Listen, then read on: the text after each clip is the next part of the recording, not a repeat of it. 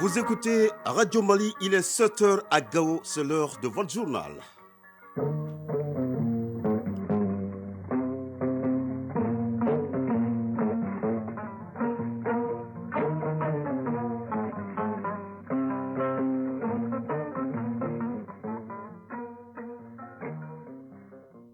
Le journal, Aguibou Koulibaly.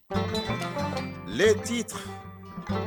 8 milliards de francs CFA, c'est le coût de réalisation du nouveau bâtiment de l'AGEFO, l'Agence de gestion du Fonds d'accès universel aux nouvelles technologies de l'information et de la communication. La pose de la première pierre du siège a été effectuée hier après-midi à l'ACI 2000 par le Premier ministre, chef du gouvernement, Dr Choguel Kokala Maïga. On en saura plus avec Souleymane Kenza Sidibé en début de journal. Au camp Firoun Ag Alazer de Gao, le colonel Famouké Kambara passe le témoin au colonel Makan Alassane Diarra. Occasion pour le colonel sortant de dresser le bilan des opérations effectuées. Les détails à suivre avec Agali Ag Adissa. À l'international, en RDC, 3 ministres quittent le gouvernement après la candidature de Katumbi. Et en sport, Abdul Karim Kaba nous parlera de la 9e journée du championnat national de football, de la 3e journée du championnat national du football féminin et les championnats nationaux de volleyball. Et enfin, la chronique judiciaire portera sur le rôle des officiers de police judiciaire. Voilà pour le sommaire, tout de suite les détails. Bonjour et bienvenue. Nous sommes jeudi 29 décembre 2022. Comme annoncé dans le sommaire, le Premier ministre chef du gouvernement, Dr Choguel Kokala Maïga, a procédé hier après-midi à l'ACI 2000 à la pose de la première pierre du siège de l'AGEFO, l'Agence de gestion du Fonds d'accès universel aux nouvelles technologies de l'information et de la communication. Le nouveau bâtiment, c'est un immeuble ultra moderne de 5 étages plus le rez-de-chaussée. Il va coûter 8 milliards de francs CFA. Le nouveau bâtiment sortira de terre dans 27 mois. Souleymane Kenza Sidibé pour les détails. Pour un coût global de 8 milliards de francs CFA financé sous fonds propres, l'agent de gestion du Fonds d'accès universel veut se loger dans du neuf. Un bâtiment flambant qui va sortir des terres dans 27 mois. Le nouveau siège va comprendre 63 bureaux, 9 salles de réunion, des postes de contrôle de sécurité. Du confort en vue pour offrir un meilleur cadre de travail. Pour le Premier ministre, Dr Choguel Kokala Maïga, l'homme est au début et à la fin de toutes choses. Il mérite toujours un mieux-être et un bien-être et cela est valable pour tous les Maliens. L'AGEFO contribue à la mobilisation des financements pour le développement de l'accès universel au service des technologies de l'information et de la communication. L'agence innove depuis un certain temps en regroupant les services des administrations, en assurant leur connexion à partir du satellite. Dr Choguel Kokala Maïga, Premier ministre. Nous assistons à la pose de cette première pierre. Il y a beaucoup d'autres activités tendant à faire en sorte que le maximum de Maliens soient connectés à l'accès universel. Non seulement les Maliens individuellement, mais les administrations maliennes. Vous savez qu'avec l'insécurité, beaucoup de zones sont isolées. L'AGEFO a initié une nouvelle méthode qui consiste à regrouper l'ensemble des services donnant les télécommunications, les administrations, les populations, les militaires, tout le monde en un centre dirigé par satellite. Les plus hautes autorités de la République du Mali, à commencer par le premier d'entre eux, le président de la transition, ne pense en permanence qu'à une chose. Comment faire en sorte que les Maliens se sentent chaque jour mieux chez eux et qu'ils n'aient aucune envie d'aller ailleurs. Qu'à la fin de cette transition, tout Malien interrogé dans n'importe quel coin puisse se dire vraiment la transition a travaillé, notre pays marche bien. C'est ce que nous souhaitons. L'AGEFO contribue à la mise en œuvre de la stratégie nationale pour les télécommunications et les technologies de l'information et de la communication. L'AGEFO a déjà installé à travers le pays plusieurs centres de connexion et des cases Wi-Fi pour le plus grand nombre. Le bâtiment sera construit sous des fonds créditaires de l'AGEFO. Abouakar Sako, directeur général de l'AGEFO. Elle traduit la mise en œuvre de la volonté du conseil d'administration de mettre à la disposition de l'agence, dont les collaborateurs, un cadre adéquat, propice à leur performance. Le bâtiment qui va être construit sera construit sur les intérêts créditeurs du fonds qui sont placés en banque. C'est pourquoi nous allons mobiliser les intérêts créditeurs sur 3 ans pour sortir de terre un nouvel édifice où les travailleurs vont être dans les conditions idoines et légales de travail. Les fonds de l'AGEFO sont destinés à la mise en œuvre de la stratégie d'accès universel, connectivité du territoire, promotion des TIC. Pour le secrétaire général du syndicat du service, Le joyau était attendu et c'est un ouf de soulagement aujourd'hui pour tout le personnel. Un ouf de soulagement également pour les communicateurs traditionnels qui ont tenu à remercier les plus hautes autorités pour le travail abattu pour faire émerger le Mali. Radio Mali à Kita et environ 105 MHz en FM. Écho de nos régions, le projet Amélioration de l'accès aux innovations agricoles pour la transition agroécologique, en abrégé Aminata, vient de voir le jour dans la région de Kita pour un montant d'1 milliard et 300 millions de francs CFA. Il couvre le cercle de Bla et les régions de Kita et de Bougouni pour une durée de 48 mois. Au Artem Kita, Mahamadi Aliou Bari.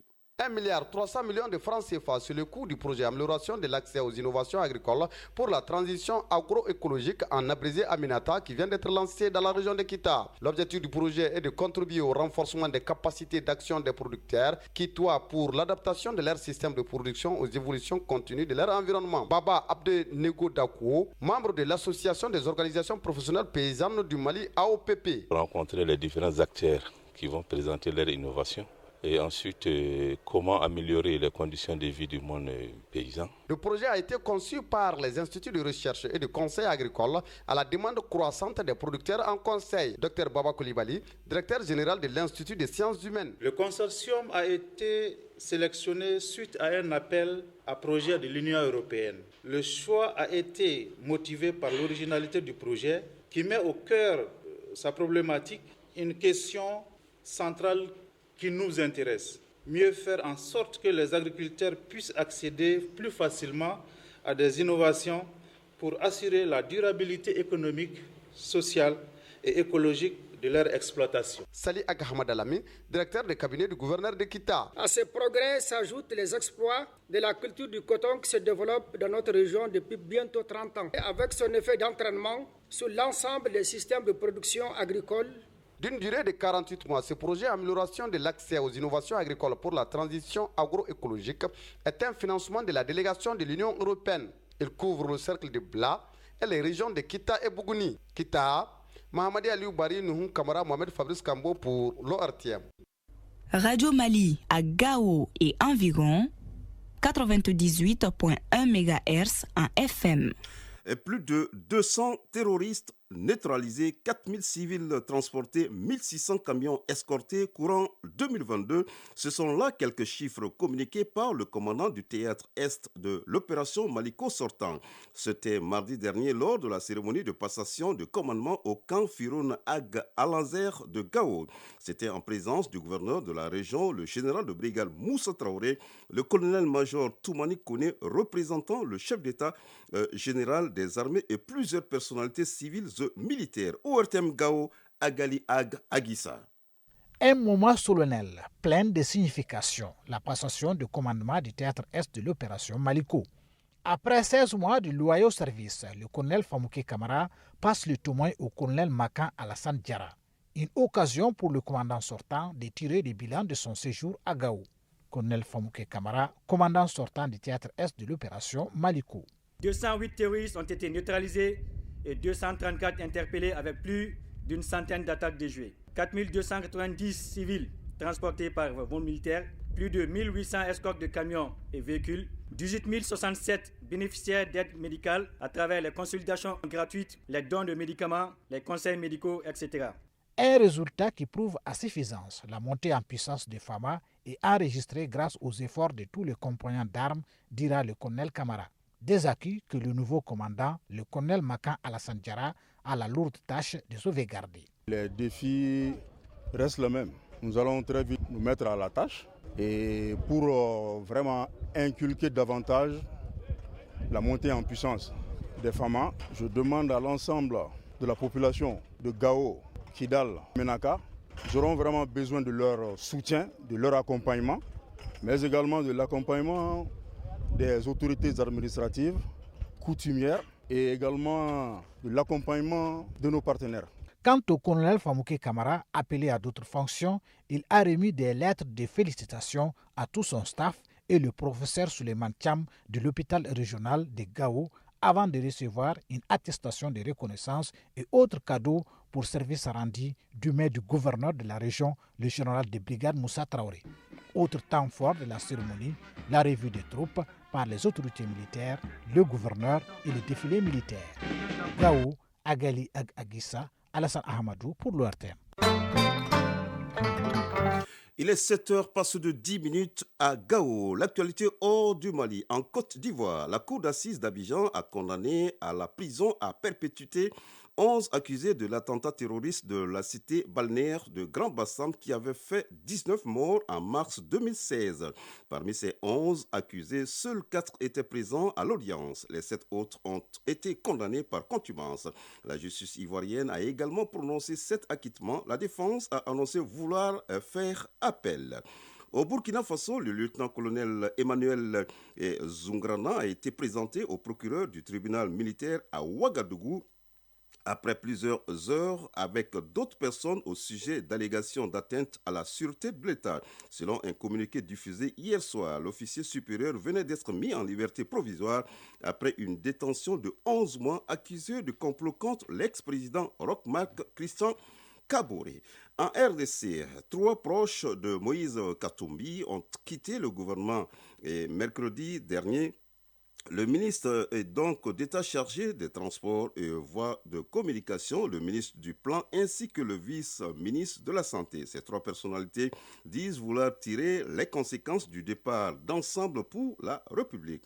Le parti de l'ex-gouverneur de la plateforme au pouvoir, l'Union sacrée. À l'inverse, 3 autres ministres et pro-Katumbi ont préféré garder leur poste. Enfin, les ministres turcs et syriens de la Défense se sont entretenus hier lors d'une réunion à Moscou avec leurs homologues russes.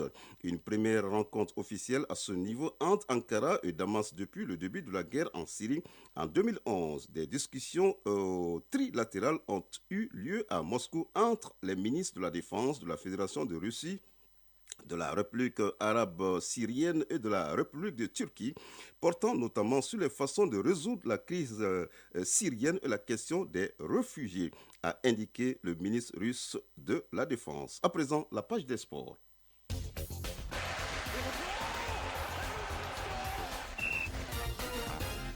La rentrée de touche, c'est le sujet de la chronique du leçon du sport du jour. Dans cette page sport, il sera également question de la 9e journée du championnat national de football qui s'est achevée hier. Chez les dames, la 3e journée du championnat national de football féminin est en cours. En volleyball, les championnats nationaux se poursuivent au Palais des Sports. La synthèse de l'actualité sportive, c'est avec Abdul Karim Kaba. La 9e journée du championnat national de football s'est achevée hier avec 2 matchs au stade Modibo Keïta. En première heure, l'AS Real de Bamako a confirmé sa première place en s'imposant devant l'USFAS par le score d'1-0. L'AS Police et l'US Bougouni se sont neutralisés. Score final 2 buts partout. Entre autres résultats de cette journée, Djoliba AC AS Bakaridjan 2-0 pour les Rouges de Bamako. L'ASCO perd devant les 11 cratères Niarla qui gagnent par le minimum d'1-0. C'est le score qui a sanctionné également la rencontre entre Afé et El Seba. 0-0 entre les Sobé et l'US Ekita. Même score entre l'AS Black Star de Badlabougou et Stade Malem de Bamako. La 3e journée du championnat national de football féminin est en cours. Hier au stade Mamadou Konaté, Santoro UFC a dominé les Tigresses de Kaïa par le score sans appel de 7-0. La rencontre au Super Lyon AS Police n'est pas allée à son terme. Cette 3e journée prendra fin cet après-midi avec à l'affiche Amazon Commune 5 AS Mandé de la Commune 4. Déjà à l'ouverture de la... Les policiers et les gendarmes mènent toujours des enquêtes afin de conduire au mieux une procédure judiciaire. Ces derniers sont chargés de veiller à la sécurité des personnes et de leurs biens. En tout état de cause, en cas d'infraction commise par un individu, les officiers de police judiciaire doivent forcément intervenir. Seba Lamine Kone, conseiller à la cour d'appel de Caille. Les pouvoirs de l'OPJ sont très étendus.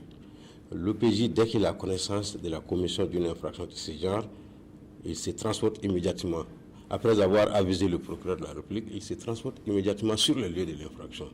Il peut procéder à des perquisitions, il peut procéder à des saisies, il peut procéder à des interpellations, il peut procéder à des mesures de garde à vue contre toute personne qui est susceptible d'être soupçonnée comme étant et en faisant partie de la commission de l'infraction. Donc il y a ce qu'on appelle en matière de crimes flagrants, effectivement, les gens qui sont poursuivis par la clameur publique, quelqu'un qui est pourchassé par la clameur publique parce qu'on vient de le surprendre en train de commettre une infraction. Ou bien quelqu'un qui vient d'être surpris, peut-être détenant des objets qui ont soit servi à commettre une infraction, ou bien qui est même le produit de l'infraction. Donc dans un laps de temps, toute personne qui est trouvée en possession d'un objet de ce genre, on peut ouvrir une enquête de crime flagrant ou de délit flagrant contre cette personne. Après la commission d'une infraction, les citoyens doivent forcément connaître le type de juridiction à saisir pour éviter de perdre son procès, bien que sa requête soit fondée. Seba Lamine connaît. Quelqu'un qui a de l'argent avec son débiteur, au lieu de venir saisir le juge civil, il va saisir par exemple le procureur de la République pour abus de confiance, pour escroquerie. À la suite des enquêtes, on se rend compte que non, c'est plutôt une dette civile. La dette civile étant dépénalisée, le procureur a beau enfermer quelqu'un en prison, un jour le tribunal va le relaxer. Alors que la créance est bel et bien fondée, puisque la créance ne résulte pas d'une infraction, ne résulte pas d'une manœuvre frauduleuse, ne résulte pas de tromperie, ne résulte pas d'un vol par exemple, ou bien d'une escroquerie. Malgré que la créance elle est fondée, la question d'argent elle est fondée, le tribunal sera obligé de déclarer la personne non coupable et relaxer purement et simplement des fins de poursuite. Et tout de suite, l'intéressé va s'en prendre à la justice pour dire que la justice est cela, parce que tout simplement les règles de procédure sont ignorées par les intéressés. Quand est-ce qu'il faut saisir le procureur? Quand est-ce qu'il faut saisir le tribunal civil? Il faut le savoir. Sinon, on peut avoir la vérité de son côté. Et quand on emprunte le mauvais chemin, ce mauvais chemin ne peut qu'aboutir à quelque chose qui n'est pas potable. C'est dire que la connaissance des règles procédurales ou de la nature des cours et tribunaux à saisir constitue un élément fondamental dans une procédure judiciaire. Voilà, c'est la fin de cette édition à 7h passées de 20 minutes à Tombouctou. Sa mise en onde est assurée par Mamadou Boubacar Diallo. Réalisation et coordination Ousmane Daou. Un journal présenté par Agibou Koulibaly, mise en ligne Tamsir Diabaté et toute son équipe.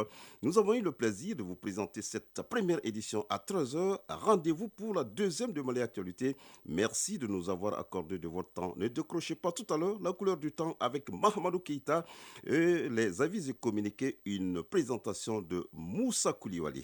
Nous disons que la force du Malikoura émane de l'union sacrée des filles et des fils du pays. Cette union donne la force à nos femmes.